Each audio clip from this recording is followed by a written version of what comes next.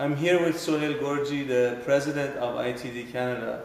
Sohail, you've had years of experience dealing with students. New students coming out of high school into college, getting a job. One of the most difficult things is, how do I put my resume together?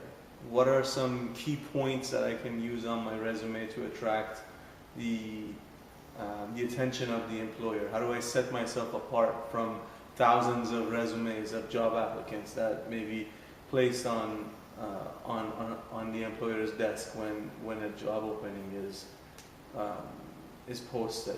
I saw you wrote an article about this, and I was excited to sit down with you and have a chat. So what are some of your thoughts about that? Sure. Actually, I basically wrote that article with the brain of an employer. Basically, over the years, I've been hiring and firing different people for different positions. Okay. And at times, when I post an opening, there is like sometimes hundreds of applicants apply for it, and there is only one of them that can win my heart. Yeah. So that's why I came up with the idea of how to win the heart of an employer so you could get the position. I think the first step for a person who does not know you at all is just to have an impressive resume. And in this resume, you're basically articulating yourself in details enough so you get me interested to give you a call for an interview. So basically, there are few items on the resume that they are much more important for me when I take a look at the resume in order to shortlist them for the interview. The very first thing that comes to my mind is really not your education. I will look at it later after I look into your work experience. And this is where the problem actually arises. A lot of new graduates, whether they're graduates from the school or college or even university, they do not really have a real life experience. And this is their problem. They don't know how to explain what they've done and how to basically put it on their resume. Like, because they think about it and they say, well, I don't have any work experience, it's just my college life, right? But that is not true. There is a reason for going to a college. If they didn't want to go to college, then they would have had an experience. The reason that they're going to college is because they do not have an experience. Right. Regardless of what course you're doing, colleges today, and especially our college, because we're a hands-on vocational college, we're basically walking you through the real life in the short amount of time that you're with us. So technically, the college life at ITD Canada means work, work, work, work, work. And that means you're actually gaining experience. And this is a valuable experience that you have to put it on your resume.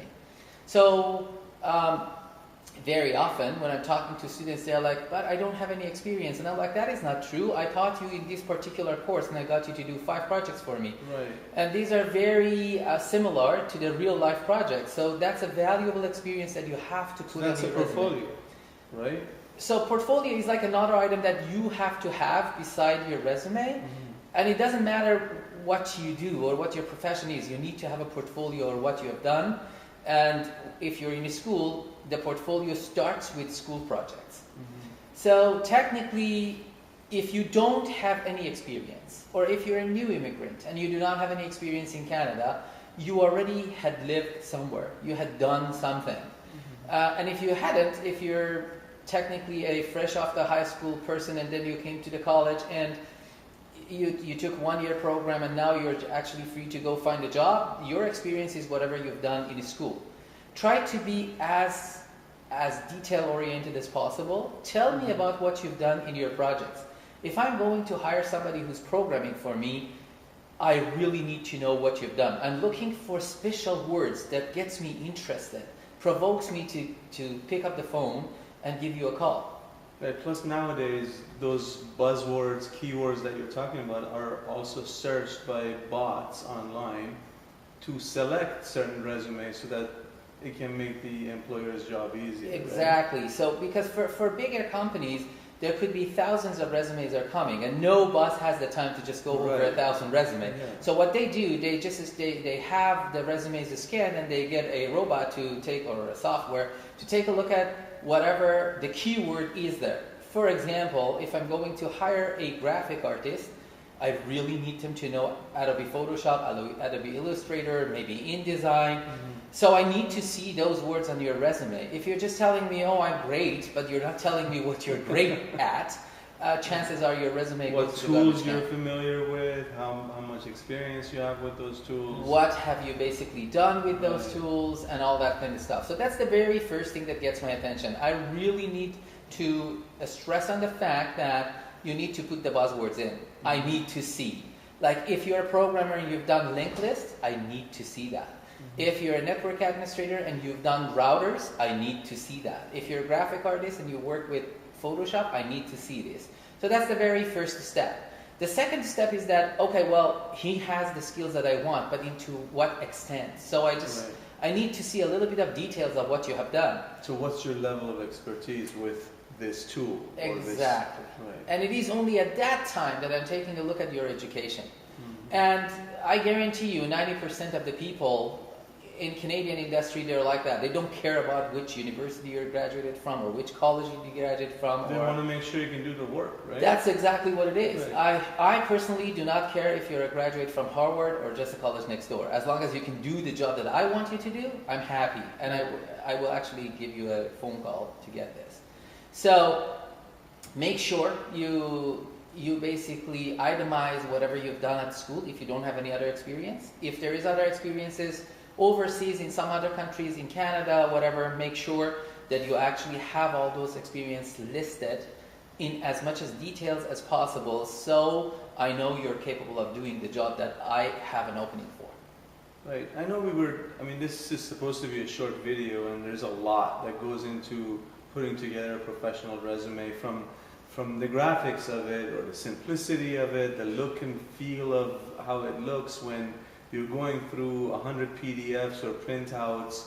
What is it that's going to stand out before someone even takes a look at it, all the way down to the buzzwords, the education, how much of it is in there, what kind of expertise. So I know before doing this video, we were thinking about how long should it be, and you said we could do a webinar after the fact if people are interested to go into detail of how, maybe kind of like a workshop online of how to put your resume together, right? So if we decide to do that, we'll put a link under this video so people can register for the webinar, and we can go through and give them an overview. Yeah, this is actually something that all of our students are taking. We call it professional development or career preparation.